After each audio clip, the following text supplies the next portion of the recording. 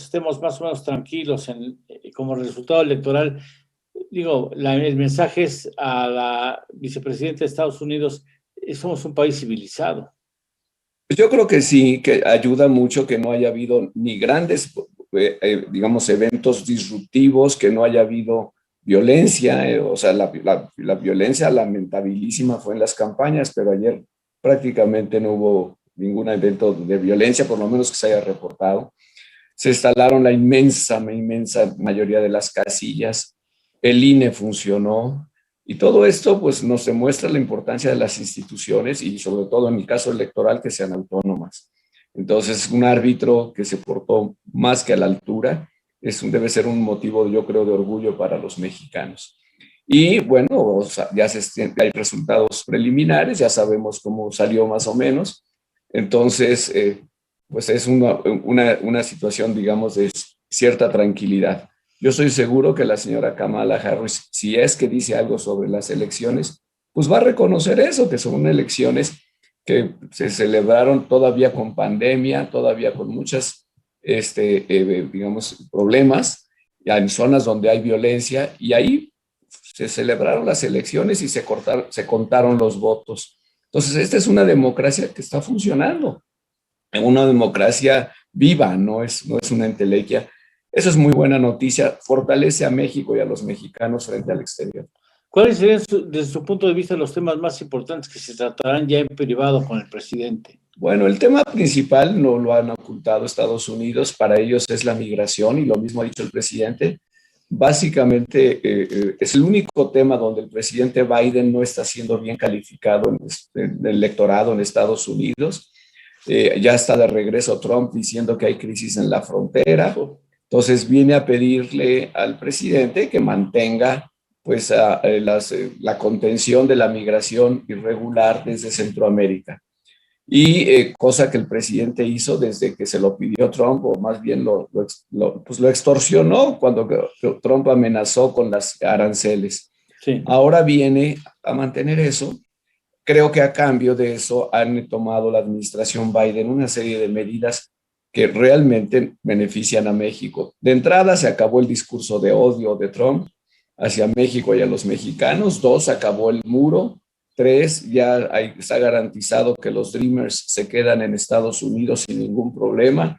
4, se están tratando de probar nuevas vías para la migración legal y laboral. Entonces, todo esto son gestos muy importantes para México. A cambio de eso, van a pedir que mantengamos o que mantenga el gobierno la contención, y creo que habrá buenas noticias para el presidente en el sentido de que el presidente Biden ofreció desde hace tiempo invertir $4,000 millones en los países del norte de Centroamérica, Guatemala, Honduras, El Salvador, y eso coincide pues con lo que quería el presidente López Obrador desde el principio, promover el desarrollo económico en estos países y en el sur de México. Todo eso me parece muy buena noticia. Yo pronostico que va a haber acuerdo. Qué bueno, pero evidentemente, aunque no nos los comuniquen, habrá pues algunas, digamos, distancias en algunos temas, indudablemente. Pues, por ejemplo, el asunto eléctrico, híjole, es un asunto, el asunto de la quema de combustóleo, el regresar a la parte de quema de fósiles, eso no le abona al presidente de México, y seguramente será planteado sobre el escritorio, no sé. ¿Cómo se plantean esas cosas? Yo creo, bueno, no creo que vayan a decir algo concretamente de crítica de la política energética, excepto porque no se cumplan los contratos, las inversiones que habían hecho las empresas, que no son de Estados Unidos y de muchos otros países. Entonces, ahí pues ya existe un instrumento que es fundamental, que se llama el TEMEC.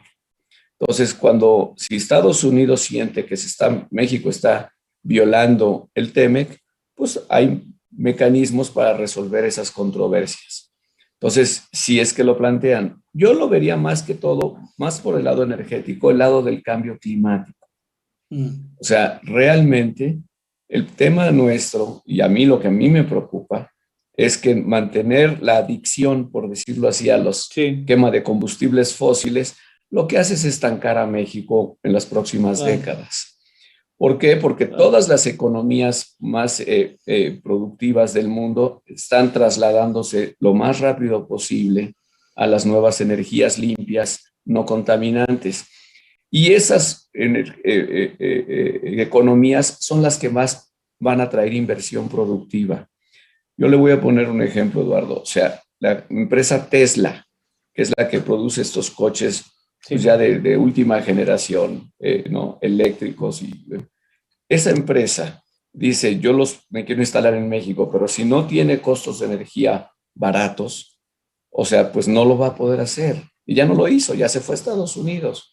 Entonces eso puede ocurrir, que poco a poco muchas empresas digan, no, en México ya siguen quemando combustible, yo me voy a ir mejor a Estados Unidos o a otro país, Canadá, que esté acelerando la transición energética.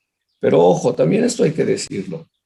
Estados Unidos es el principal productor de petróleo del mundo sí, en este claro, momento. claro. Entonces, no se trata, nadie le pide a México que dejemos de consumir petróleo de aquí a mañana. Se trata de fijar una fecha para la transición energética. La mayor parte de las economías desarrolladas ya se comprometieron a alcanzar la neutralidad climática para el año 2050. Parece mucho, pero son 29 años. Algunos lo están haciendo desde 2035, otros 2040. Entonces, lo importante es que México fije su horizonte para acelerar la transición energética. Mientras menos lo hagamos, más se va a retrasar esa transición, obviamente, y además nuestra economía va a sufrir mucho. Creo que yo le decía a usted hace unas semanas, es como si hace 100 años el presidente Álvaro Obregón hubiera decretado la prohibición de los motores de gasolina para proteger a los tranvías de mulitas, a los caballos y a los Ujú. carruajes. Pues no, ¿verdad? O sea, la tecnología avanza. Entonces tenemos que acelerar esa transición para un medio ambiente sano, para ser competitivos y para realmente pues ayudarle al planeta. México es el 1.5% de las emisiones a nivel mundial. Sí, pero somos el número 12, el país número 12 que más emisiones. Claro. Entonces, tenemos una responsabilidad muy importante. Ese tema yo creo que puede salir. Puede ser, no creo que ya vaya a salir el tema del financiamiento a las organizaciones de la sociedad civil. Ya Ujú. Estados Unidos, el propio presidente Biden la semana pasada hizo este memorándum diciendo con toda claridad, sí vamos a seguir financiando organizaciones de la sociedad civil. Es parte fundamental de la seguridad nacional de Estados Unidos. Entonces, con eso creo que quedó zanjado el asunto, pero al mismo tiempo también hay que reconocer, o sea, Estados Unidos está haciendo mucho por darle vacunas a México. Sí, por supuesto. Sí, Entonces digo, o sea, si ese claro. fue decir, no, no, no vamos a ceder en esto del financiamiento a las organizaciones de la sociedad civil, y yo le diría, y qué bueno, porque las democracias modernas no nada más son los gobiernos, el gobierno existe, pero existe el sector privado y existen las organizaciones de la sociedad civil. Entonces todos merecemos respeto, y entonces qué bueno que ya se... Pero hay que ver toda la relación. O sea, Estados Unidos está con su recuperación económica, le va a ayudar a México a recuperarse. Con su recuperación económica están aumentando las remesas Claro. como Sí, nunca. Entonces claro. México se ve beneficiado como pocos países por todas las medidas que está haciendo Estados Unidos. La verdad es que yo creo que la administración Biden-Harris no podía ser, digamos, mejor vecina de México que en este momento. O sea, Ahora, es por todos lados. eso transcurre hoy. Y no sé si sea mucho abuso, pero a mí me encantaría que mañana pudiéramos comentar los detalles de Encantado. lo que se dé a conocer hoy hacia eso de las 7, 7:15 de la mañana. Yo le confirmo la hora, Con embajador, todo gusto, será. Eduardo. Este es así como un previo, es así Sí, como sí, un tentempié, ¿no?